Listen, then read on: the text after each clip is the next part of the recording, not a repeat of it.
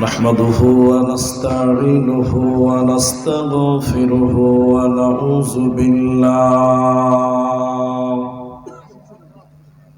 ونعوذ بالله من شرور أنفسنا ومن سيئات أعمالنا من يهده الله فلا مضل له ومن يضلله فلا هادي له وأشهد أن لا إله إلا الله وحده لا شريك له وأشهد أن محمدا عبده ورسوله أما بعد فإن أصدق الحديث كتاب الله وأحسن الهدي هدي محمد مصطفى صلى الله عليه وسلم فقد قال الله تبارك وتعالى بسم الله الرحمن الرحيم والعصر إن الإنسان لفي خسر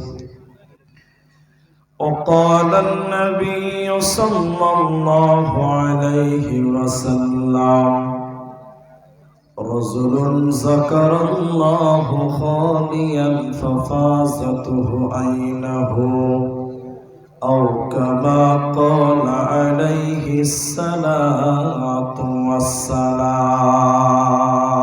والسلام رب اشرح لي صدري ويسر لي أمري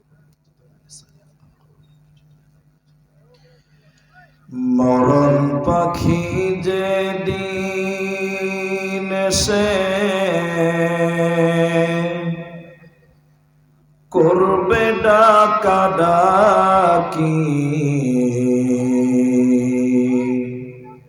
থেমে যাবে জীবন তোমার বন্ধ হবে আখি মরণ পাখি যেদিন সে করবে ডাকাডাকি থেমে যাবে জীবন তোমার বন্ধ হবে আখি দুনিয়াতে আছো তুমি টাকা পয়সা নিয়ে মরার পরে করবে দাফন সাদা কাফন দিয়ে দুনিয়াতে আছো তুমি টাকা পয়সা নিয়ে মরার পরে করবে দাফন সাদা কাফন দিয়ে যাইবে তুমি খালি হাতে থাকবে পরে সবে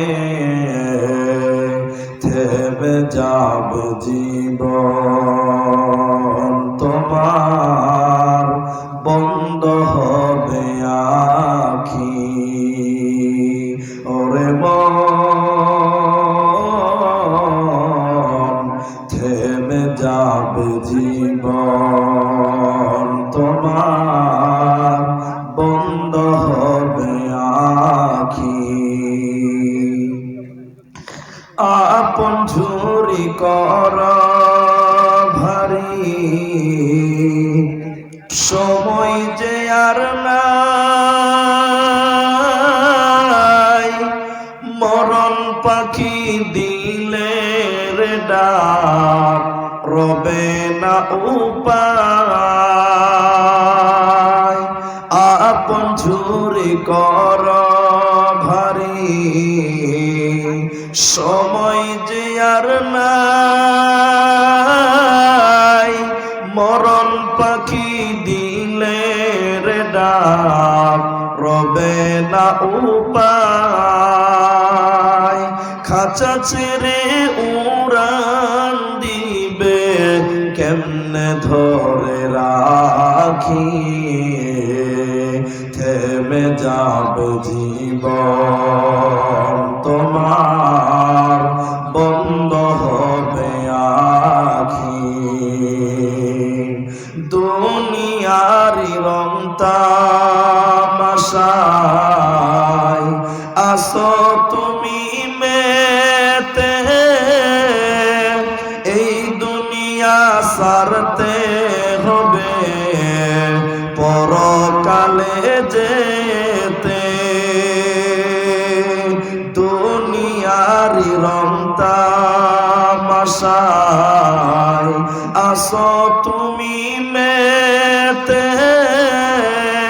এই দুনিয়া সারতে হবে পরকালে যেতে জান্নাত জাহান্নামের কথা মনে আসে না কি থেমে যাবে জীবন তোমার বন্ধ হবে আখি ওরে মন থেমে যাবে জীবন তোমার বন্ধ হবে আখি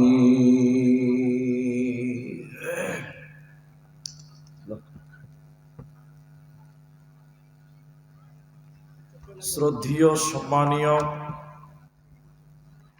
চলমান সভার সুযোগ্য সভাপতি স্টেজে ওলামায়ে কেরাম অতিথিবৃন্দ সামনে বসে থাকা দিনদার ইমানদার মুমিন ভাই সকল দুয়ার কান্টারি মুরব্বী সমাজ স্নেহের কচিকাচা পর্দার অন্তরালে বসে থাকা মুমিনা সলেহা মা ও বোনেরা প্রাণ প্রিয় কোঁচড়াবাসী করণদিঘি উত্তর দিনাজপুরবাসী সর্বাগ্রে সে মহান আল্লাহ তাবারক ওয়া তাআলার প্রশংসা জ্ঞাপন করি যে আল্লাহ তাবারক ওয়া তাআলা আমাদেরকে এক হিফজুল কোরআন মাদ্রাসা কেন্দ্রিক আয়োজিত মাহফিলে বসিয়ে কোরআন এবং হাদিসের আলোচনা করার আপনাদের শ্রবণ করার যিনি তৌফিক এনায়াত করেছেন সেই মহান মুনিবের দরবারে শুকরিয়া আদায় করি আমরা মুহাব্বতের সঙ্গে সকলেই বলি আলহামদুলিল্লাহ। দরুদ ও সালাম বর্ষিত হোক সরকারে কায়নাত তাজদারে মাদানী নবী কুল শিরোমণি ইমামুল আম্বিয়া নবী মক্কি নবী মাদানী নবী আহমদ নবী মুহাম্মদুর রাসূলুল্লাহ সাল্লাল্লাহু আলাইহি সাল্লাম আল্লাহুম্মা আমিন আল্লাহুম্মা সাল্লি আলাইহি আল্লাহুম্মা বারিক আলাইহি। মুহতারাম ভাইও আজিজ ও বুজুর্গ দোস্ত, কুরআনুল কারীম ছোট্ট একটি সূরা, তার দুটি আয়াত পাঠ করেছি।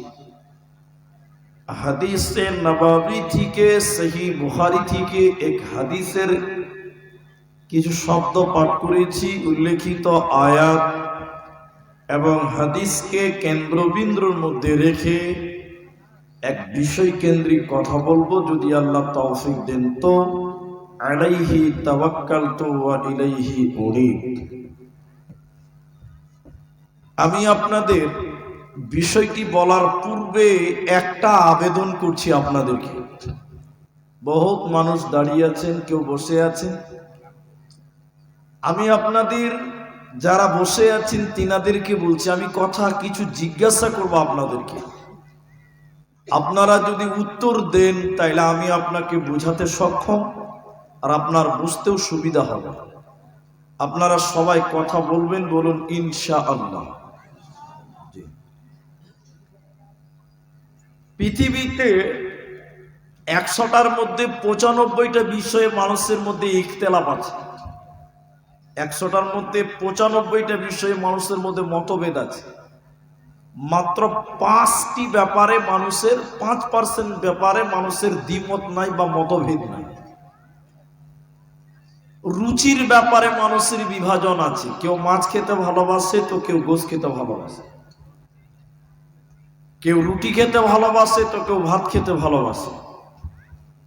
কিন্তু এমন কিছু বিষয় আছে যাতে সবাই একমত। যেমন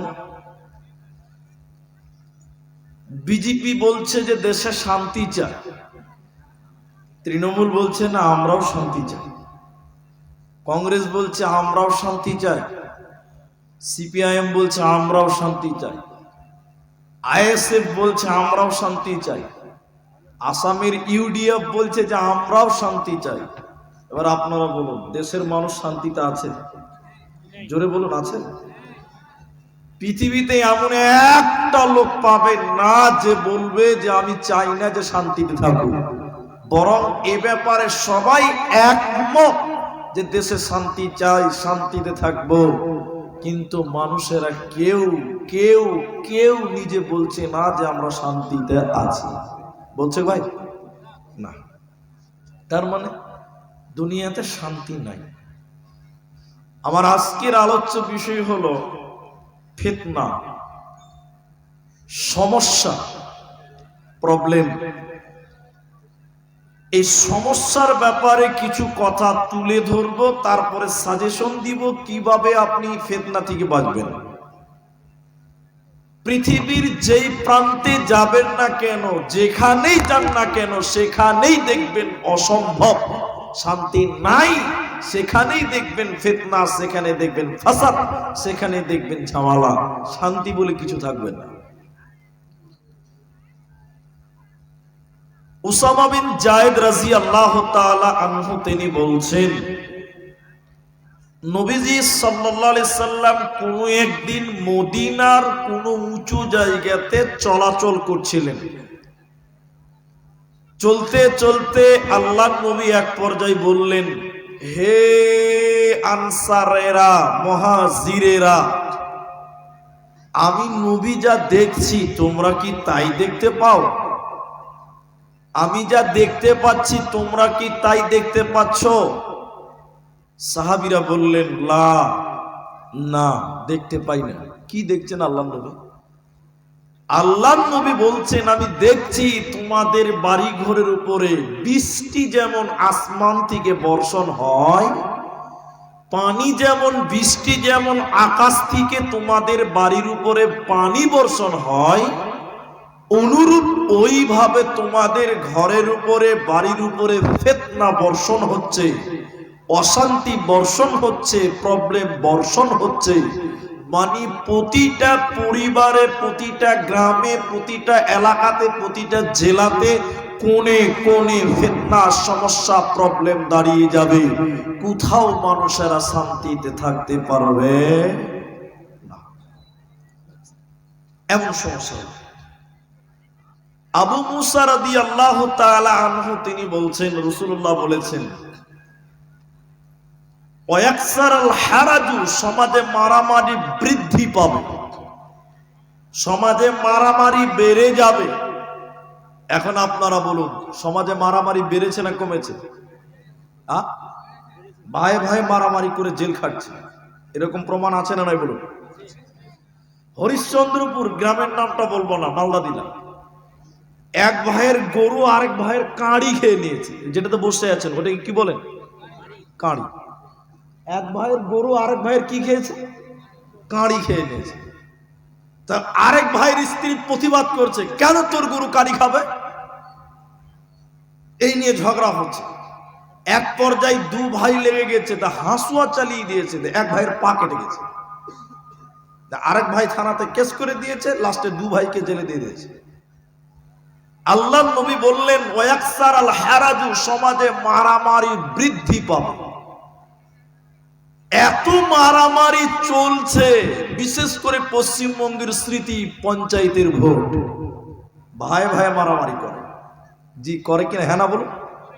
আল্লাহ নবী বলছেন হাত্তা ইয়াকতুলার রাজুলুন জারাহু, মানুষ তার নিকট আত্মীয়দেরকে মারবে। এই দেখেন ভাই ভাই ঝগড়া করছে, ভাই ভাই ঝগড়া করছে, ভাই ভাই মারামারি করতে করতে জেলে চলে গেল, বাড়িতে শান্তি নাই। এই কথা বলে আল্লাহ নবী যদি স্থগিত করতেন, বাস কথা এখানে শেষ হতো। কিন্তু আল্লাহ নবী আর একটু বাড়িয়ে বললেন অফি রয়াতিন আবাহু, মানুষ তার বাপকেও হত্যা করবে, মারবে, পিটবে, সন্তানের কাছে বাপ পর্যন্ত নিরাপদ থাকবে না। এখন বলুন, সন্তানেরা বাপকে মারে, মারে কি মারে না? এরা কথা বলে না। সোশ্যাল মিডিয়াতে দেখছি বুড়া বাপকে বস্তায় ভরে নদীতে ফেলতে গেছে ছেলে এবং তার বউ, তার স্ত্রী। বলুন নাউজুবিল্লাহ। নবীজি বললেন অফিরায়াতিন আবাহু, মানুষ তার বাবাকে হত্যা করবে, বাবাকেও কতল করবে, মারবে। হযরতে আবু মুসা থাকতে না পেরে বললেন আল্লাহর নবী বলেন কি, মানুষেরা কি তার বাবাকে হত্যা করতে পারে? মানুষেরা কি তার পিতাকে মার্ডার করতে পারবে, হত্যা করতে পারবে? তখন কি মানুষের বিবেক থাকবে না, বুদ্ধি থাকবে না? বিশ্বনবী বললেন আবু মুসা রে শুনে নাও, লা থাকবে না, বিবেক থাকবে না। তুনজাওয়াকসার জালিকা জামান, প্রায় মানুষের বিবেককে তুলে নেওয়া হবে, প্রায় মানুষের বিবেককে তুলে নেওয়া হবে।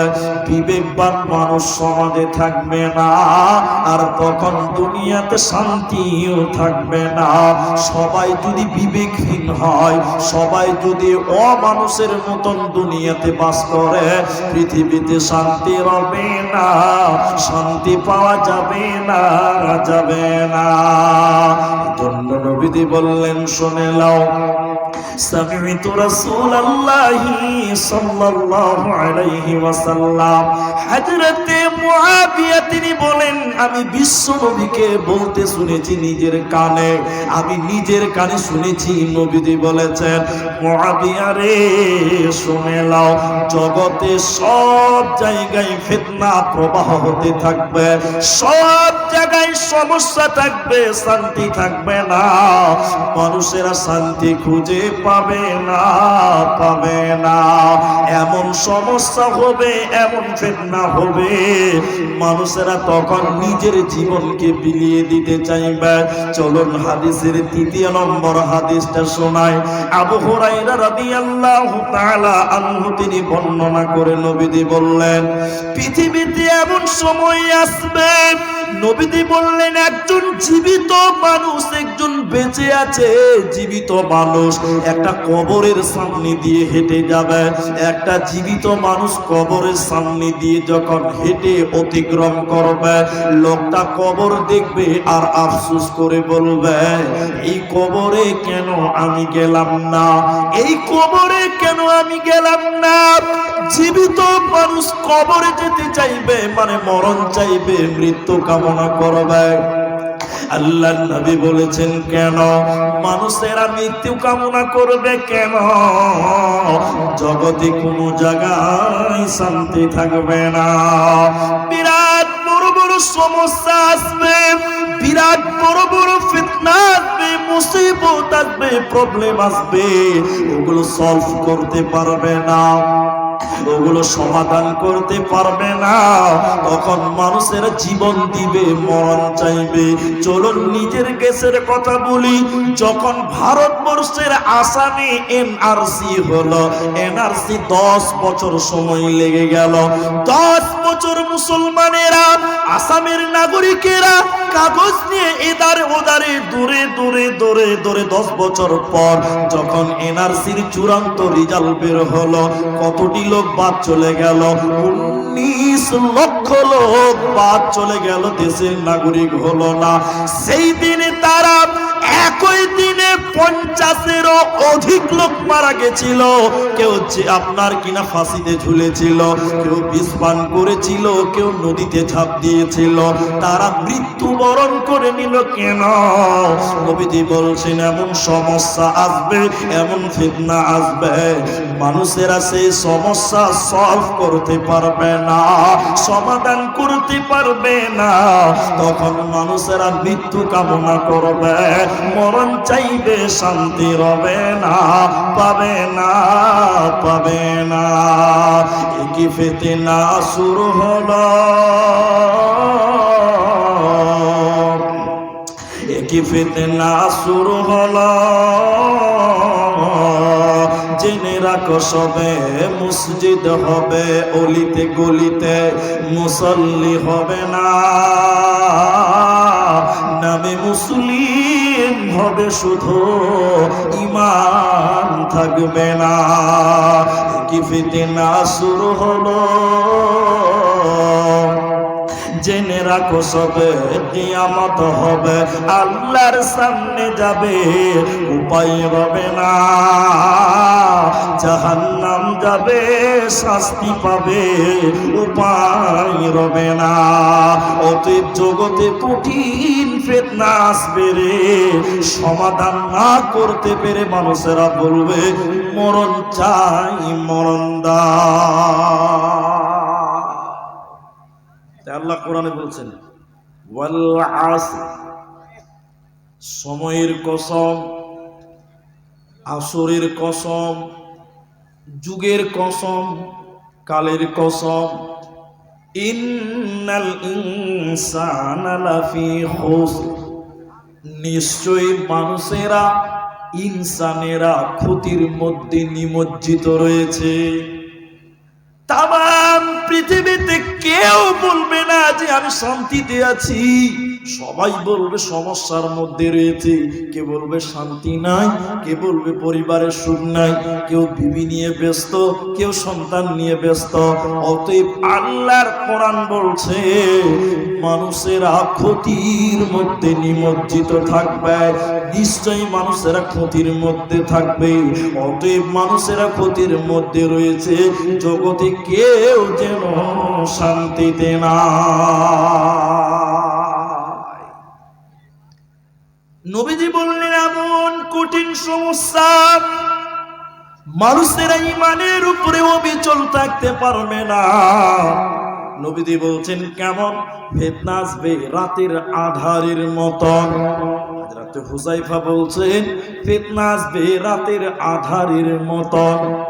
রাতের আধার হুট করে অন্ধকার হয় না, এই তো মাগরিবের আজান দিল তখনও দেখতে পাওয়া যায়, নামাজ পড়ে বের হলাম তখনও দেখতে পাওয়া যাচ্ছে লাইটের প্রয়োজন হয়নি। বাড়িতে যে চা খেতে খেতে ঘর থেকে বেরিয়ে দিয়েছে অন্ধকার। জি, যত রাত যাচ্ছে তত অন্ধকার, যত রাত যাচ্ছে তত 12টা বেজে গেছে, কালো অন্ধকার, কিচ্ছু দেখতে পাওয়া যায় না। নবীজি বললেন ফিতনা আসবে রাতের আধারের মতন, হুট করে একবারে পৃথিবী দখল করবে না, আস্তে আস্তে একটার পর একটা সমস্যা আসবে। এবার আসবে এনআরসি, আসবে এনপিআর, আসবে করোনা, আসবে এইটা, আসবে ওইটা, মহামারী আসবে, এটা সেটা আসবে, একের পর একটা মুসিবত আসবে। তখন নবীজি বললেন মানুষেরা দিনকে, ঈমানকে দুনিয়ার স্বার্থে বিক্রি করে দিবে। একটা লোক সকাল বেলা ঈমানদার থাকবে, বিকালা কাফের হয়ে যাবে, বিকালা কাফের হবে তো সকালে ঈমানদার থাকবে, বিকালা কাফের হবে, বিকালা ঈমানদার থাকবে তো সকালে কাফের হয়ে যাবে। মানুষেরা ঈমান কে দুনিয়ার স্বার্থে বিক্রি করে দেবে, ইমানের উপরে চলতে পারবে না, পারবে না। কিন্তু সুসংবাদ তাদের জন্য, সুসংবাদ প্রত্যেক সেই ব্যক্তিদের জন্য ওই মুসিবতের জামানায় মানুষের যখন দিনকে, ইমানকে দুনিয়ার স্বার্থে বিক্রি করে দিবে, মানে ইমানের উপরে চলতে পারবে না। এবার সুসংবাদটা নবীজি বললেন, শোনো, ওই সময় কেউ যদি ইমানের উপরে চলতে পারে, নবীজি বললেন 50 জন ব্যক্তির সমান নেকি ওই লোককে একাই তাকে দেওয়া হবে। সুবহানাল্লাহ বলবেন না? 50 জন ব্যক্তির সমান নেকি ওই লোকের একাই তার আমলনামায় দেওয়া হবে, যে ওই বিপদের সময়, মুসিবতের সময় ইমানের উপরে থাকতে পারবে। সাহাবীরা বললেন, আল্লাহর নবী 50 জন কি ওই জামানার ইমানদার, না আমরা সাহাবীদের 50 জনের সমান নাকি? আল্লাহর নবী বললেন, তোমরা সাহাবীদের সমান, অর্থাৎ ওই ফিতনার যুগে যারা ইমানের উপরে টিকে থাকবে 50 জন সাহাবীর সমপরিমাণ নেকি আল্লাহ তাদের আমলনামায় দিবে। আরেকবার বলুন সুবহানাল্লাহ। কিন্তু ঈমান নিয়ে থাকা যাবে না। আজকে ঈমান নিয়ে থাকা সহজ না কঠিন? নবীজি বলছেন, গরম কয়লা হাতে নিয়ে থাকা যতটা কঠিন, আগুনের অঙ্গার নিয়ে থাকা যতটা কঠিন, ঈমানের উপরে অবিচল থাকা ততটাই কঠিন। এখন ঈমান নিয়ে থাকা কঠিন না সহজ? কঠিন, খুব কঠিন। চোখের জেনা থেকে আমরা কেউ বাঁচতে পারছি না। বড় হুজুর আর মাইকুল হুজুর আর সাইকুল হুজুর যতজন আছে, চোখের জেনা এই যে ভয়ঙ্কর পাপ, আজকে চোখের জেনা থেকে আমরা কেউ বাদ হতে পেরেছি? আপনি বলবেন আমি হেফাজতে আছি, 10 টাকা নিয়ে যান মুদিখানার দোকানে, ও দোকানদার ভাই একটা সাবান দাও তো, গোসল করব। সাবান দিবে, দেখবেন সাবানের উপরে একটা মেয়ে ছেলে আছে। হ্যাঁ কিনা বলুন? কথা বলেন, আছে না নাই? আপনি দোকানের কাছে 50 টাকার নোট নিয়ে যান, মাথায় তেল দিবে, একটা তেল দেন, ওই তেলের বোতলে দেখবেন কার বউ কার বেটি একদিন দাঁত বের করে করে হাসছে। হ্যাঁ কিনা বলুন? আল্লাহু আকবার। সরিষার তেল কিনবেন, তাতেও আছে নারী। জি। আলকাতরা কিনবেন, তাতেও রয়েছে নারী। নিজের টাকায় জিনিস কিনবো, পরের বিটিকে সুদ্ধা কিনতে হচ্ছে। জি। তাহলে এই চোখের যে এই ফিতনা, এই যে মুসিবত, গুনার কাজ, এ থেকে কে বাঁচবে বলুন? কেউ নাই। নবীজি বললেন, গরম আগুনের কয়লা হাতে নিয়ে থাকা কত কঠিন। পৃথিবীর কেউ আগুনের কয়লা হাতে নিতে পারবে? পারবো না।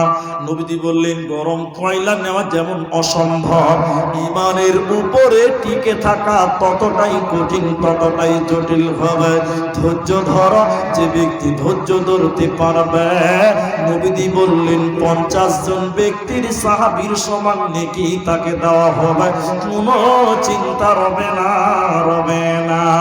আল্লাহ তাবারাক ওয়া তাআলা বলেন, ইন্নাল ইনসানা লাফি খুসর, নিশ্চয়ই মানুষেরা ক্ষতির মধ্যে নিমজ্জিত রয়েছে। এমন সমস্যা আল্লাহ নবী কি বলছে এবার দেখেন। মূল একটা কথা আপনাদের শোনান। হযরতে হুযায়ফা রাদিয়াল্লাহু তাআলা আনহু বললেন, রাসূলুল্লাহ সাল্লাল্লাহু আলাইহি ওয়াসাল্লাম বলেছেন, হে হুযায়ফা তুমি শোনো, এমন একটা সময় আসবে মানুষেরা দাজ্জালের কামনা করবে। দাজ্জাল, দাজ্জাল ভালো? বলুন ভালো? এটা কথা বলেন, দাজ্জাল ভালো গো? ভালো না। হযরত হুযায়ফা বললেন, ওয়াল্লাহি, আল্লাহর কসম, আল্লাহর নবী, আমার বাপ মা কুরবান হোক আপনার জন্য, ইসলামের জন্য কুরবান হোক আমার পিতা, আমার মাতা। আল্লাহর নবী, মানুষেরা দাজ্জাল চাইবে কেন? মানুষেরা দাজ্জাল কামনা করবে কেন? নবীজি বলবেন, 2টি কারণ। এক, আল্লাহর নবী বলছেন, হুযায়ফা রে, জগতে এমন সমস্যা আসবে, এই সমস্যাগুলো মোকাবেলা করা সম্ভব হবে না। নিরুপায় হয়ে মানুষের বলবে আল্লাহ দাজ্জাল পাঠাও, দাজ্জাল পাঠাও। বলে কেন? দাজ্জাল হলো এই জামানার সবচেয়ে শেষ বড় ফিতনা। এটা হয়ে গেলেই কিয়ামত হয়ে যাবে, আমরা দুনিয়ার ফিতনা থেকে বেঁচে যাব। এজন্য দাজ্জাল পাঠাও। মানুষেরা দাজ্জাল কামনা করবে, কিন্তু দাজ্জাল বিশ্বনবী বলছেন যত ফিতনা পৃথিবীতে আসবে রে, সবচাইতে বড় ফিতনা হলো দাজ্জালের ফিতনা। দাজ্জালের ফিতনা সম্পর্কে দুটি কথা আপনাদের শোনাই। মসজিদের ভিতরে বিশ্বনবী সাহাবীদেরকে নিয়ে দাজ্জালের আলোচনা করছেন, দাজ্জালের কথা বলছিলেন। সাহাবীরা দাজ্জালের কথা শুনে অবাক হয়ে গেলেন। সাহাবীরা মনে করলেন দাজ্জাল বোধহয় মসজিদের আশেপাশে খেজুরের বাগানে লুকিয়ে আছে। আল্লাহর নবী সাহাবীদের সামনে দাজ্জালের কথা বললেন। সাহাবীরা মনে করলেন দাজ্জাল বোধহয় মসজিদের আশেপাশে রয়েছে। এবার সাহাবীরা নবীজির সামনে থেকে বেরিয়ে গেল, ওই আশেপাশে খেজুরের বাগানে গেল দাজ্জাল খোঁজার জন্য। অনেকক্ষণ খোঁজার পর দাজ্জাল পেল না। সাহাবীরা মসজিদে এসে নবীদের সামনে দাঁড়ালেন। নবীজি বললেন, বলো ওরে আমার সাহাবীরা, তোমরা কোথায় গেছিলে তোমরা বলো। সাহাবীরা বলছেন, হুজুর আপনি এমন করে দাজ্জালের কথা বললেন, আপনি এমন করে দাজ্জালের আলোচনা করলেন, আমরা মনে করলাম দাজ্জাল বোধহয় মসজিদের আশেপাশে কোনো বাগানে লুকিয়ে আছে। নবীজি বললেন, শুনে নাও এরে আমার সাহাবীরা, উম্মতেরা, প্রতিটি নবী রাসূল তার উম্মতদেরকে দাজ্জাল সম্পর্কে ভয় দেখিয়েছে, দাজ্জাল সম্পর্কে সতর্ক করেছে। আমি আখিরি নবী, তোমাদেরকে দাজ্জালের একটা পরিচয় বলে দেই, শোনো। দাজ্জাল হলো এই উম্মতের জন্য সবচেয়ে বড় ফিতনা, সবচেয়ে বড় সমস্যা। তার একটা পরিচয় আমি নবী বলে দিই, অন্য কেউ বলেনি, কোন নবী রাসূল বলেনি। সেই পরিচয়টা কি? নবীজি বলছেন দাজ্জাল থাকবে অন্ধ, আমাদের আল্লাহ অন্ধ নয়। নবীজি দাজ্জালের সঙ্গে আল্লাহর কম্প্রোমাইজ করছে কেন? দাজ্জালের সঙ্গে আল্লাহর তুলনা করলেন কেন? এটা একটা গুরুত্বপূর্ণ কথা। কেন জানেন? দাজ্জাল দুনিয়াতে এসে নিজেকে আল্লাহ দাবি করবেন, আল্লাহ দাবি করবেন। এজন্য নবী তার উম্মতদেরকে বললেন, হুঁশিয়ার, দাজ্জাল অন্ধ। আর আমাদের আল্লাহ কোনোদিন অন্ধ হতে পারে? কোনোদিন অন্ধ হতে পারে না। তোমরা সতর্ক হয়ে যাও। আপনারা যতজন মানুষ আছেন কেউ বলতে পারবেন দাজ্জাল এখন কোথায় আছে? মুলবিরা বলবেন না, আপনারা বলবেন। কেউ জানেন আপনারা? চলেন দাজ্জাল কেমন হবে, তার আকার আকৃতি কেমন হবে, সে কোথায় আছে সেটা শোনাই। শোনেন, মুসলিম শরীফের হাদিসে পাওয়া যায় এই কথাগুলো। শুনেন, খুব গুরুত্বপূর্ণ কথা। দাজ্জাল কোথায় আছে বর্তমান, কেমন করে আছে দেখেন। ফাতেমা বিনতে কায়েস রাদিয়াল্লাহু তাআলা আনহা, তিনি বললেন, আমি নামাজ পড়তে মসজিদে গেলাম, মেয়েদের কাতারের শেষের কাতারে আমি ছিলাম। মেয়েটা বলছেন, আল্লাহর নবী ইমামতি করে হাসতে হাসতে দাঁড়িয়ে মেম্বারে বসলেন। মেম্বার বুঝেন আপনারা? ওই এলাকার মেম্বার নয়, যেটাতে মুলবি সাহেব দাঁড়িয়ে খুতবা দেয় ওটাকে মেম্বার বলে। আল্লাহর নবী হাসতে হাসতে মেম্বারে উঠে বসলেন এবং বললেন, তোমরা বসো বসো, তোমরা সবাই বসে যাও, কেউ উঠিও না, কেউ উঠিও না। দাজ্জাল কোথায় আছে দেখেন। এবার আল্লাহ নবী বলছেন, তামিম আদ-দারি, নবীজি বললেন, খ্রিস্টান ছিল, আমার কাছে ইসলাম কবুল করেছে। তো তার জীবনে ঘটে যাওয়া আমার সঙ্গে হুবহু মিলে গেছে। কি? তামিম আদ-দারি বলছেন, লাখ এবং জুজাম শহরের প্রায় 30 জন ব্যক্তি সমুদ্রে ঘুরতে গেছিল। অনেক লোক সমুদ্রে ঘুরতে যায় না? ওই যে কিছুদিন আগে গিয়েছিল, টাইটানিক দেখতে গেছিল 5 কোটিপতি গেছিল। কি গেছে না? কি শখ ছিল, দুনিয়াতে আর অন্য কোথাও কিছু দেখতে পেল না। ওই আল্লাহর হয়তো ওটা গজব ছিল, টাইটানিক ভেঙে গেছে, মানে কি আল্লাহর শাস্তি হতে পারে, গজব হতে পারে। আর গজব শাস্তি দেখার কোনো কারণ প্রয়োজন নাই। তো যে কথা আমি বলছি, তামিম আদ-দারি বলছেন আমরা বেশ প্রায় 30 জন মানুষ আমরা সমুদ্রে ঘুরতে গেলাম, সমুদ্রে উঠে গেছি, সমুদ্রের উত্তাল ঢেউ, আমরা সমুদ্রের মাঝখানে হারিয়ে গেলাম, আর তীর খুঁজে পেলাম না। তীর মানে ধার, ধার খুঁজে পেলাম না। 1 মাস সমুদ্রে আমরা হারিয়েছিলাম। এদিকে তাকিয়ে থাকেন এক খেলে। 1 মাস পর মাগরিবের টাইম কাছাকাছি, এমন সময় একটা ধীর পেলাম, তীর পেলাম। মাগরিবের টাইম হবো সন্ধ্যা হবো টাইম, আমরা 30 জন লোক দাঁড়ালাম। এমন সময় একটা লোক, এত বড় বড় তার শরীরের লুম, কোনটা তার মাথা কোনটা তার পাছা এইটা বুঝার ক্ষমতা নাই, মানে মাথায় যেরকম চুল, শরীরে তার ওই রকম চুল, এইরকম ভয়ঙ্কর আকৃতির একজন মানুষ, তার মুখ বোঝা যায় না। আমাদের সামনে এলো, তখন সূর্য ডুববে ডুববে ডুববে ডুববে অবস্থা। আমরা দেখেই ভয় খেয়ে গেলাম। ভয় খাবে না? কথা বলেন। 1 মাস পর হারিয়ে যে একটা তার পেয়েছে, ধীর পেয়েছে, এরকম ভয়ঙ্কর লোক যদি দেখতে পায় ভয় লাগবে না? তামিম আদ-দারি বলছেন আমরা ভয় খেয়ে গেলাম, শয়তান হতে পারে। তিনি এসে বললেন, এদিকে দেখেন, তিনি এসে বললেন ওই যে একটা ঘর, ওই ঘরে একজন ব্যক্তি আপনাদের সঙ্গে দেখা করার জন্য বেকুল হয়ে গেছে, আপনারা চলুন তার সঙ্গে একটু দেখা করবেন। তামিম দারি বলছেন আমরা ভয় খেতে লাগলাম, শয়তান টয়তান হতে পারে, ভয়ে ভয়ে যেতে চাইলাম না, বার রিকোয়েস্ট করলো। তারপরে গেলাম তার সঙ্গে। এদিকে দেখেন, যে দেখলাম একটা লোককে তার হাতে পায়ে শিকল দিয়ে বাঁধা আছে, লোহার শিকল। কেমন? ওই যে প্রাইমারি স্কুলে ছাত্রদেরকে আমাদের জামানায় মাস্টার মুরগি করাইতো, মুরগা করাতো না? মুরগার কথা মনে আছে কি? হাতের তল দিয়ে, এই পায়ের তল দিয়ে হাতে ভরে দিয়ে, মাথা ভরে দিয়ে কানে ধরে বসে রাখতো প্রাইমারি স্কুলে। এখন ওগুলো শাস্তি নাই। তো তামিম দারি বলছেন ওই লোকটাকে, তার মাথা 2 পায়ের মাঝখানে, হাতগুলো পায়ের তল দিয়ে একদম হাত পা বেঁধে রাখা আছে, বিরাট আকৃতির লোকটা লাফালাফি করছে, ছুটার চেষ্টা করছে, কিন্তু তাকে ছুটতে দেওয়া হচ্ছে না, বেঁধে রাখা আছে সমুদ্রের মাঝখানে, তীরে তীরে। আমরা গিয়ে বললাম আপনি আমাদের ডেকেছেন? সে বলল হ্যাঁ ডেকেছি। তোমরা কি অমুক শহর থেকে এসেছো? তামিমদারি বলছেন, নবীজি বলছেন ঘটনাগুলো, তামিমদারি কথা না। তো তিনি বললেন হ্যাঁ আমরা অমুক শহর থেকে এসেছি, ওইখানে একটা বাচ্চা ছেলে মেয়েদের দিক থেকে আসছে। তো যাক, ওই লাইটটা মারবেন না কেউ, লাইট মারছে, একটু হেফাজত করেন মা বোন, এদিকে দেখেন, ডিস্টার্ব করেন না। তো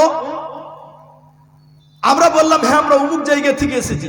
সে বলল যাকে বাধা আছে বিরাট আকৃতি, বলছে যে তোমাদের ওই শহরে একটা কুয়া থাকার কথা, অমুক জায়গাতে, কুয়োতে পানি আছে, কুয়াটা আছে? আমরা বললাম কুয়া আছে, তাতে পানিও আছে। তিনি বললেন অচিরে কুয়াতে পানি বন্ধ হয়ে যাবে, পানি থাকবে না।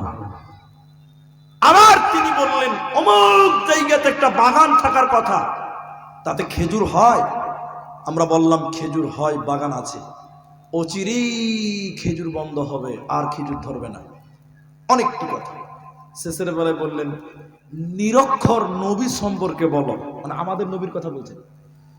তামিমদারি বলছেন তার অবস্থা, উহুদে তিনি জয়, বদরে তিনি জয় হয়েছেন, উহুদে তিনি পরাজয় হয়েছেন। ও তিনি তখন বলছেন ঠিক আছে ঠিক আছে, তোমরা তাকে মেনে নাও, মেনে নিও, এতেই তোমাদের জন্য কল্যাণ রয়েছে। বলুন সুবহানাল্লাহ। বলছেন নবীকে মেনে নাও, ব্যাস কথা ক্লিয়ার। এবার আমরা চলে আসছি, তামিমদারি বলছেন আমরা ফিরে আসছি। তখন সেই লোকটা বলছে আমি কে, তুমি জানো, তোমরা জানো? তামিমদারি বলছে না আমরা জানি না আপনি কে, আপনাকে দেখতেই পাচ্ছি না, আপনার মুখ দেখা যায় না, আপনার কথা বাধা আছে। তিনি বললেন আনা দাজ্জাল, আমি হলাম দাজ্জাল, আনা দাজ্জাল, আমি হলাম দাজ্জাল, আনা দাজ্জাল, আমি হলাম দাজ্জাল। আল্লাহর নবী বলছেন দাজ্জালকে শিকল দিয়ে বাঁধা আছে, খুলে দেওয়া হবে।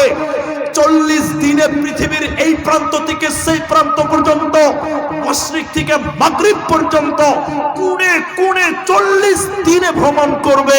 শুধু ঢুকতে পারবে না মক্কা এবং মদিনা, ঢুকতে পারবে না মক্কা এবং মদিনা। আল্লাহর নবীর হাতে লাঠি ছিল, মিম্বারে খটখট করে মেরে বলছেন এটাই সেই মদিনা, এটাই সেই মক্কা, এটাই সেই মদিনা, এটাই সেই মক্কা যেই মক্কা মদিনায় দাজ্জাল ঢুকতে পারবে না। বলুন সুবহানাল্লাহ। দাজ্জাল কোথায় আছে?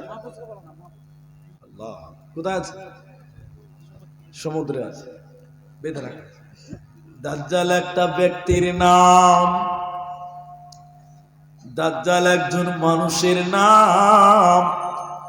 নবীজি যতগুলো ফিতনার কথা আলোচনা করেছে তার ভিতরে সবচাইতে খতরনাক ফিতনা হলো দাজ্জালের ফিতনা। 40 দিন পুরো পৃথিবী ঘুরবে, মক্কা মদিনা ঘুরতে পাবে না। মক্কা মদিনার চতুর্দিকে ফেরেশতারা দাঁড়িয়ে থাকবে, তলোয়ার নিয়ে দাঁড়িয়ে থাকবে। দাজ্জালের কত ক্ষমতা! দাজ্জাল পৃথিবীতে নিজেকে আল্লাহ দাবি করবেন, রব দাবি করবেন। একজন ইমানদার সহজেই চিনতে পারবে তিনি কাফের, তিনি দাজ্জাল। কারণ দাজ্জালের এই কপারে কাফের লেখা থাকবে, কাফার লেখা থাকবে, কাফের লেখা থাকবে। কিন্তু মূর্খ লোক, জাহেল লোক, বেঈমান লোক, মুশরিক মুনাফিক লোক, ওরা কাফের পড়তে পারবে না, পারবে না। লোক যদি ইমানদার হয়, শিক্ষিত যদি না হয়, তবুও সে পড়তে পারবে যে এটা কাফের, এটাই দাজ্জাল। দাজ্জাল কত ক্ষমতা! জীবিত মানুষকে মৃত্যু করবে। দেখেন প্রমাণটা নেন। দাজ্জাল যখন মদিনার দিকে যেতে থাকবে, একজন ইমানদার দেখবে আর বলবে এটাই দাজ্জাল। ইমানদারকে বলবে আমি আল্লাহ, আমাকে আল্লাহ মানো। ইমানদার লোক বলবে লা, আল্লাহর কসম তুমি দাজ্জাল। লোকটা বলবে না আমি দাজ্জাল নয়। সঙ্গে সঙ্গে লোকটাকে হত্যা করবে, মেরে ফেলবে। মেরে ফেললে সে বিশ্বাস করবে যে এই লোকটা হয়তো আল্লাহ। মেরে ফেলে আবার তাকে জীবিত করবে। ইমানদার লোক বলবে আমি আর কনফার্ম হয়ে গেলাম তুমি হলে দাজ্জাল। যে দাজ্জাল সম্পর্কে আমাদের নবীজি সাবধান করেছে। দাজ্জালের কাছে জান্নাত থাকবে, জাহান্নাম থাকবে। কেমন জান্নাত? দুনিয়ার ভিতরেই থাকবে মুহূর্তের জন্য। দাজ্জাল এসে বলবে আমি আল্লাহ, তুমি আমাকে সাজদা করো, আল্লাহ মানো। ইমানদার লোক বলবে না তুমি আল্লাহ নও, আল্লাহ একজন, তিনি হলেন আল্লাহ, তুমি আল্লাহ নও। যারা কমজোর ইমানদার তারা বলবে তুমি ইমান আল্লাহ নও। এবার দাজ্জাল বলবে কি করলে তুমি বিশ্বাস করবে যে আমি আল্লাহ? যারা কমজোর ইমানদার, দুর্বল ইমানদার, তারা বলবে তুমি যদি মৃতকে জীবিত করতে পারো, মৃতকে তুমি যদি জীবিত করতে পারো, মুর্দাকে তুমি যদি জিন্দা করতে পারো, তাহলে আমরা মেনে নিব তুমি আল্লাহ। কেউ যদি আল্লাহ দাবি করে, ও হাজার কেরামতি দেখাক না কেন, তার কাছে কেরামতি দেখাটাও জায়েজ। কথা বলে না। কেউ যদি নবী দাবি করে, ও যদি হাজার প্রমাণ দেয়, তাও নবী বলে মানা যাবে না। দাজ্জাল বলবে আমি আল্লাহ, আমি মৃত্যুকে জীবিত করতে পারবো, বলে করো। এবার দেখেন আমার দিকে, দেখেন আপনার দাদা 100 বছর আগে মারা গেছে, আপনার দাদু 100 বছর আগে। দাজ্জাল এবার আপনার দাদুকে কবর থেকে বার করবে। এই অমুকের দাদু উঠো। কবর থেকে আপনার দাদু উঠবে, উঠে বলবে যে পোতা এটা আল্লাহ, সাজদা করো, সাজদা করো। সঙ্গে সঙ্গে আপনাকে জান্নাত দেখাবে, আর কিছু দেখাবে। মুফাসসিরিনগণ বলছেন না, এই যে তোমার দাদু কবর থেকে এসেছে, এটা তোমার দাদু নয়, এটাও শয়তান। তোমার দাদুর সুরাত নকল করেছে, তোমার দাদুর চেহারা নকল করেছে। অতএব দাজ্জাল মানুষের জন্য ভয়ঙ্কর ফিতনা। এর শেষ পরিণত কেমন হবে? লুব্ধ শহরের গেটে তার শেষ পরিণত হবে। ছোট্ট করে বলি, আরো কিছু ফিতনার কথা আপনাদের সামনে তুলব। অনেক কিছু হয়ে যাওয়ার পর দামাস্কের পূর্ব শহরে আসরের সময়ে দামাস্কের পূর্ব শহরের কোন এক মসজিদে ঈসা আলাইহিস সালাম আসবেন। ওই দিকটা বলবো না, ঈসা আলাইহিস সালাম আসবেন কেমন করে অন্যদিন বলবো। ঈসা আলাইহিস সালাম নামাজ পড়বেন, আসরের নামাজ, সঙ্গীদেরকে নিয়ে আলোচনা করবেন মুসলমানদের সঙ্গে, দাজ্জালের বিরুদ্ধে যুদ্ধ ঘোষণা করবে। এই যুদ্ধে অনেক মুসলমান মারা যাবে। দাজ্জাল যদি কোনো গাছের তলে লুকায়, গাছ তখন বলবে আল্লাহর বান্দা এইখানে একজন দাজ্জাল আছে, তোমরা তাকে হত্যা করো। মানে দাজ্জালের অনেক সাঙ্গপাঙ্গ হবে। দাজ্জালের সাঙ্গপাঙ্গ যখন কোনো পিলার দেওয়ালের নিচে লুকাবে, দেওয়াল তখন বলবে আল্লাহর বান্দা এখানে একজন দাজ্জাল আছে, তোমরা তাকে হত্যা করো। হত্যা করতে করতে শেষ লগ্নে লুব্ধ শহরের গেটে দাজ্জাল যখন গেট অতিক্রম করবে, ঈসা আলাইহিস সালামের সঙ্গে দাজ্জালের দেখা হবে। ঈসা আলাইহিস সালামকে দেখে দাজ্জাল লবণের মতন গলতে থাকবে, মোমের মতন গলতে থাকবে, লবণের মতন গলতে থাকবে। হযরত ঈসা আলাইহিস সালাম তার হাতে তলোয়ার থাকবে, এক কূপে দাজ্জালকে জাহান্নামে পাঠাবে, এক কূপে তার শেষ পরিণত ঘটিয়ে দিবে। দাজ্জালের কেলেসপাতি শেষ হয়ে যাবে, দাজ্জালকে জাহান্নামে পাঠিয়ে দিবে। ওতে মুসলমান, আল্লাহর নবী বলছেন আমি নবীর জামানায় যদি দাজ্জাল আসে, আমি নবী একাই তার বিরুদ্ধে লড়াই করব। কিন্তু আমার উম্মতের উপরে যদি দাজ্জাল আসে, আমি মরার পর যদি দাজ্জাল আসে, আমার উম্মতের ঈমানদাররা তার বিরুদ্ধে লড়াই করবে, যুদ্ধ করবে। কেন কেন কেন? দাজ্জাল হলো এই উম্মতের জন্য সবচাইতে বড় ফিতনা, সবচাইতে বড় ফিতনা। এজন্য আমাদের নবীজি যখন নামাজ পড়তেন তখন দোয়া করতেন, আল্লাহুম্মা ইন্নী আউযু বিকা মিন আযাবি জাহান্নাম ওয়া আউযু বিকা মিন আযাবিল কবর ওয়া আউযু বিকা মিন ফিতনাতিল মাসিহিদ দাজ্জাল। আল্লাহ গো, জাহান্নাম থেকে আমাদের মাফ করে দেন, কবরের আযাব থেকে আমাদের মাফ করে দেন। রব্বুল আলামিন আল্লাহ তাবারক ওয়া তাআলা দাজ্জালের ফিতনা থেকে তোমার কাছে পানাহ চাই। আল্লাহ গো, তুমি দাজ্জালের ফিতনা থেকে আমাদের রক্ষা করো, কারণ দাজ্জাল ঈমানদারকে বেঈমান বানাতে পারে, মানুষকে জাহান্নামী বানাতে পারে। এজন্য নবীজি যখন নামাজ পড়তেন তখন দাজ্জালের কাছ থেকে বাঁচার জন্য পানাহার চাইতেন, আল্লাহর কাছে আশ্রয় চাইতেন যে আল্লাহ দাজ্জালের ফিতনা থেকে তুমি আমাকে বাঁচাও। আল্লাহর নবী বলেছেন, হুযায়ফা রে, এমন সমস্যা পৃথিবীতে আসবে রে, মানুষেরা দাজ্জাল কামনা করবে। হযরত হুযায়ফা ইবনে ইয়ামান তিনি বললেন, আল্লাহে, আল্লাহর কসম নবী গো, মানুষেরা কেন দাজ্জাল চাইবে, মানুষেরা কেন দাজ্জাল কামনা করবে?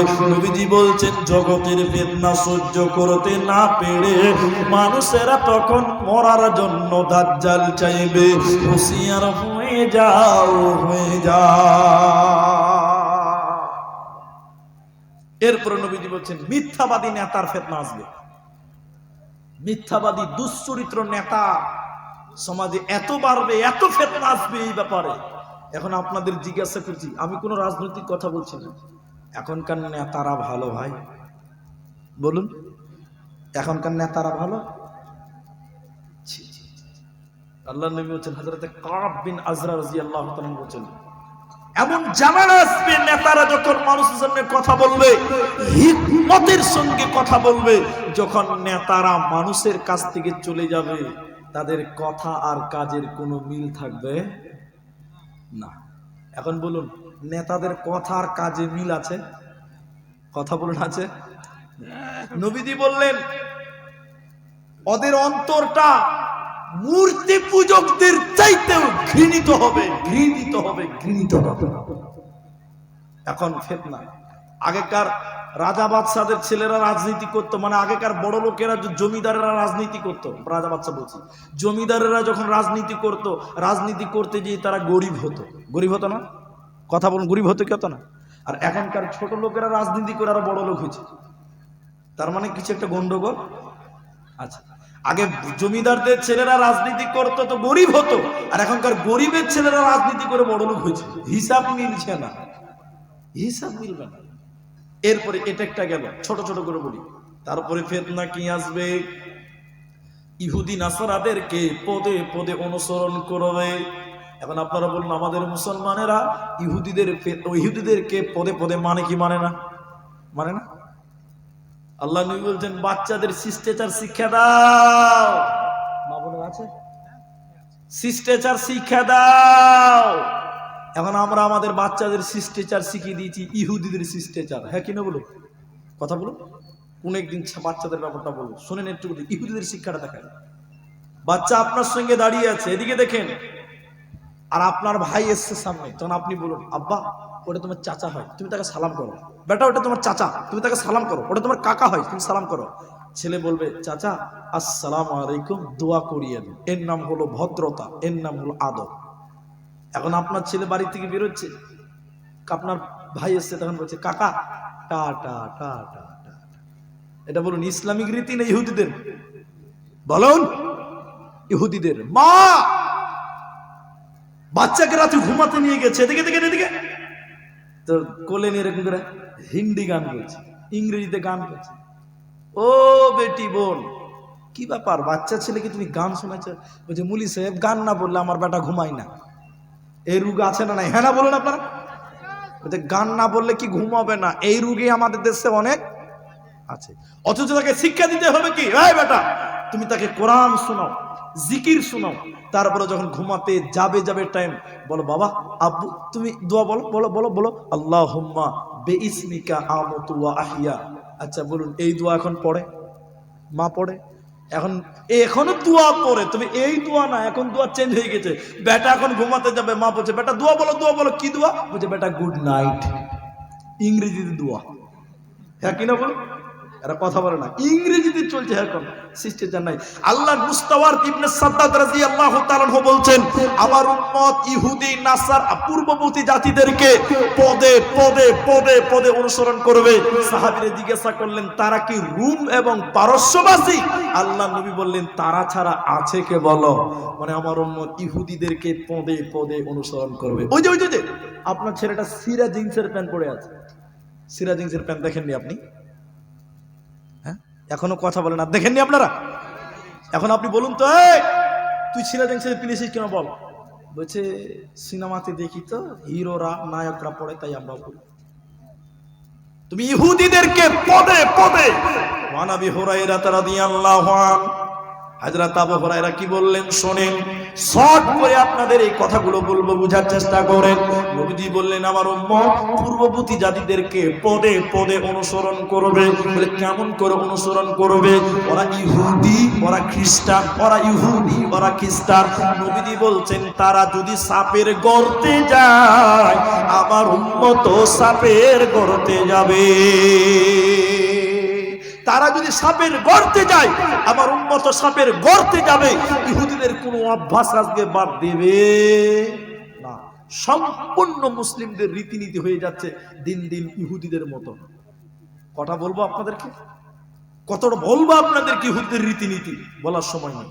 তবে শুনিলেন এই হাদিসটা আপনাকে বলি, নবী বলছেন যে জাতি যাকে অনুসরণ করবে তার সঙ্গেই তার হাসর নাসর হবে।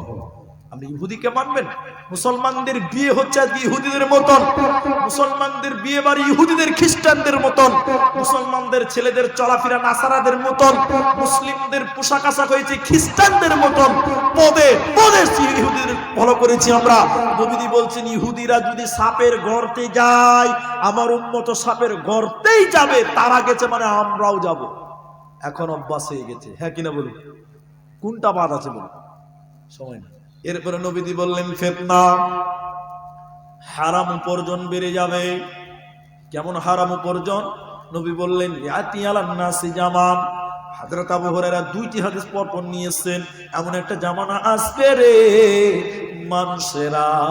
মানুষেরা কামাই করবে, হালাল না হারাম এই ব্যাপারে উদাসীন থাকবে, কেউ পরোয়া করবে না। কেউই পরোয়া করবে না হালাল না হারাম। এরপরে নবীজি বললেন, শোনো, মিথ্যা নবী আসবে, এমন একটা ফিতনা আসবে রে, মিথ্যা নবী পৃথিবীতে আসবে। শুধু হাদিসগুলো আপনাদের সামনে তুলি। রাদিয়াল্লাহু তাআলা বলেন, লা তাকুমুস সাআহ হাত্তা ইউবআসা দাজ্জালুনা কাযাবুনা করিবাম মিন 30, প্রায় 30 জন মিথ্যা দাজ্জাল, মিথ্যা নবী আসবে। 30 জন মিথ্যা দাজ্জাল, তারা এসে বলবে, আনা নবিয়ুল্লাহ, আনা রাসূলুল্লাহ, আমি হলাম আল্লাহর রাসূল। নবীজি বললেন, এমন ফিতনা আসবে, মানুষেরা ভণ্ড নবী হবে, মিথ্যা নবী দাবিদার হবে। অতএব তোমরা তাদের থেকে সতর্ক থাকিও, সাবধান থাকিও, মিথ্যা নবীদেরকে মানা যাবে না। প্রায় 30 জন মিথ্যা নবী আছে। শুধু তাই নয়, বেহায়াই বাড়বে, লজ্জা শরম থাকবে না। কিয়ামতের পূর্বে এইগুলো ফিতনা সমস্যা দেখবেন আপনারা। হায়া শরম থাকবে না, লজ্জা শরম থাকবে না। বাপ বেটির মধ্যে যে শরম লজ্জা উঠে যাবে, মা বেটি বেটার সঙ্গে লজ্জা শরম থাকবে না, ভাই বোনের মধ্যে যে একটা ডিসটেন্স থাকবে, ভদ্রতা থাকবে না। শুনলেন, পোশাক আশাকের মধ্যে বেহায়াই থাকবে। দুইটি গ্রুপ নবীজি বলেছেন জাহান্নাম যাবে। আর এক গ্রুপ হলো, তাদের হাতে থাকবে লাঠি। লাঠি কেমন থাকবে? গরুর লেজের মতন লাঠি থাকবে, ওই লাঠি দিয়ে মানুষদেরকে মারবে। নবীজি বলছেন তারা জাহান্নাম যাবে, জান্নাত যাবে না। গরুর লেজের মতন লাঠি থাকবে। আচ্ছা আপনারা বলুন তো ভাই, গরুর লেজ সোজা না বাঁকা? বাঁকা। কে বলছে বাঁকা? বলছে গরুর লেজ বাঁকা। গরুর লেজ বাঁকা গো? টোটাল সোজা, কুকুরের লেজ বাঁকা। ঠিক না বলুন? ওই মানুষ বলে না কুকুরের লেজ কোনোদিন সোজা হবে না। তবে গরুর লেজের একটা সিস্টেম আছে, ওর গোড়া থাকবে মোটা আর আগা থাকবে মিহি মিহি পাতলা। তা আল্লাহ নবী বলছেন, এদিকে ধরেন ভাই, তা আল্লাহ নবী বলছেন এই লাঠি দিয়ে মারবে, এমন জামান আসবে। আর দ্বিতীয়টা আপনাদেরকে বলি, শোনেন আপনারা ভাই, আমার পরেও বক্তা আছে, আমি আপনাদের কিছু যাব, একটু ধৈর্য ধরেন। এটা মাদ্রাসার জালসা, আমি নিয়ে যাব। আপনাদেরকে এটুকু বলে দিই, বেহায়াই বেড়ে যাবে। নবীজি বলছেন কেমন বেহায়া বাড়বে? হাদিসের শব্দগুলো এরকম, নিসাউন কাসিয়াতুন আরিয়াতুন মুমিলাতুন মাইলাতুন। আল্লাহ নবী বললেন এমন বেহায়াপনা বাড়বে, মায়েরা কাপড় পরবে এরপরও তারা উলঙ্গ, পোশাক পরবে এরপরও তারা নগ্ন। কাপড় পরার পরেও যে নারীরা উলঙ্গ, যে মায়েরা বিবস্ত্র, যে মেয়েরা নগ্ন, আল্লাহ নবী বলছেন সেই নারীরা আল্লাহর জাহান্নাম যাবে। আমি নবী তাদেরকে দেখি নাই যারা কাপড় পরবে কিন্তু উলঙ্গ, পোশাক পরবে কিন্তু উলঙ্গ। এর মানে আপনি এদিকে দেখেন, নবী বলছেন আমি তাদেরকে দেখিনি। তার মানে নবীর জামানায় ছিল না, নবীর জামানায় ছিল না, পরে আসবে। নবী বললেন আমি তাদেরকে দেখিনি যারা কাপড় পরবে এরপর উলঙ্গ, ওরা জাহান্নাম যাবে। আমি নবীজি বলছি, তাহলে নবীজি দেখেননি মানে নবীজির জামানায় ছিল না, পরবর্তীতে তারা আসবে। আমার ভাইয়েরা, আমার মায়েরা, না না মুসলমান করে একটা ছটা চাবির একটা কি নাম না দোকানে চাবি একটা স্টেজে বসে যেত, সেটা দাঁড়িয়ে এই গ্রামে বাড়ি, গ্রামই বাড়ি। আমার নানা বয়স হয়ে গেছে, শীষ মোহাম্মদ, তো 1500 টাকা দিয়েছে। শুনেন নানা, ও নানা, তো আপনার ছেলে মেয়ে কটা? অনেকটা আছে, বহু কটা? আর নানি কটা আছে? একটাই নানি। তো 1500 টাকা খুব কম হয়েছে নানি। নানা আরো 3500 টাকা বললেন, 5000 টাকা ইনশাআল্লাহ। নানা এদের শুনুন শুনুন শুনুন, আপনি 1500 দিয়েছেন আর 3500 দিলে 5 হবে। মাশাআল্লাহ, তো ঠিক আছে। আচ্ছা বাবার জন্য, বাবা মার জন্য মারা গেছে, বাবা মা মারা গেছে, 3500 লিখে দেন আর ওই 1500 নগদ দিন। আমার